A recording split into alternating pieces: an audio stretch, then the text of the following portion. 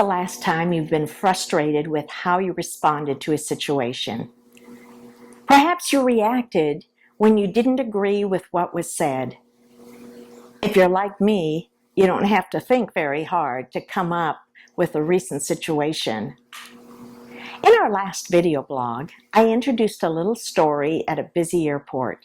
In case you didn't hear the story, I'll repeat it here and then take you further into the story. Picture yourself at a busy airport.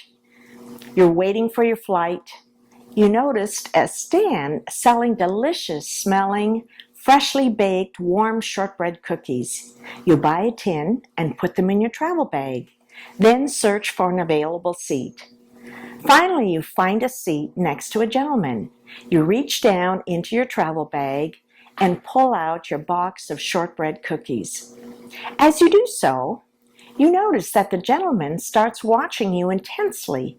He stares as you open the box, and his eyes follow your hand as you pick up one cookie and bring it to your mouth. Just then, he reaches over and takes one of your cookies from the box and eats it. You're shocked. Actually, you're at a loss for words. Not only does he take one cookie, but he alternates with you. For every cookie you take, he takes one. Okay, so what is your impression of this guy? What words might you use to describe this man to your family, your spouse, perhaps your associates? Right, I mean crazy. Greedy? He's got some nerve. Meanwhile, you both continue eating the cookies until there's just one left. To your surprise, the man reaches over and takes it. And then he does something unexpected.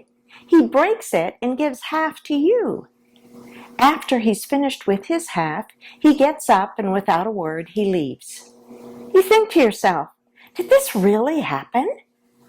You're left sitting there dumbfounded and still hungry. So you go back to the kiosk and buy another tin of cookies. Just then, return to your seat and begin opening your new tin when you glance down into your travel bag. Sitting there in your bag is your original box of cookies, still unopened. Suddenly you realize that when you reached down earlier, you had reached into the gentleman's bag and grabbed his tin of cookies by mistake. Now what do you think of the man? Generous?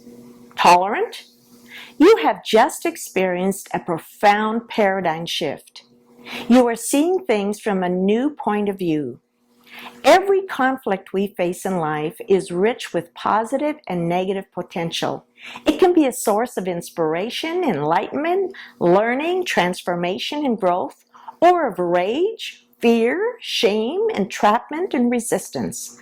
The choice is not up to our opponents, but to us and our willingness to face and work through the conflict. How we react or respond is all part of our story. The story we share is based on our truth. What has to change for us to be able to share a story so others will listen?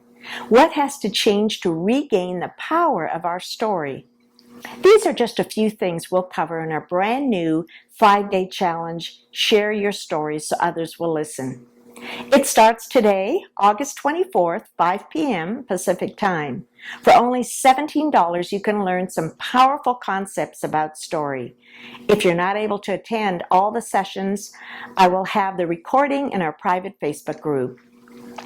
Or better yet, if you'd like the recordings for a lifetime, you can upgrade for an additional $27.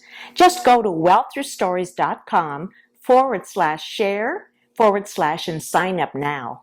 As I mentioned in a previous video blog, I'm always looking for ways to create more engagement, so introduced 5-day challenges the last few months. I'm pleased to say I've had a fabulous response. Having said that, I'll be taking a break from doing the video blogs and focusing on creating more 5-day challenges. If you'd like to continue ongoing connection, please ask to join our private Facebook group, Amazing Storytellers. Remember, your story matters.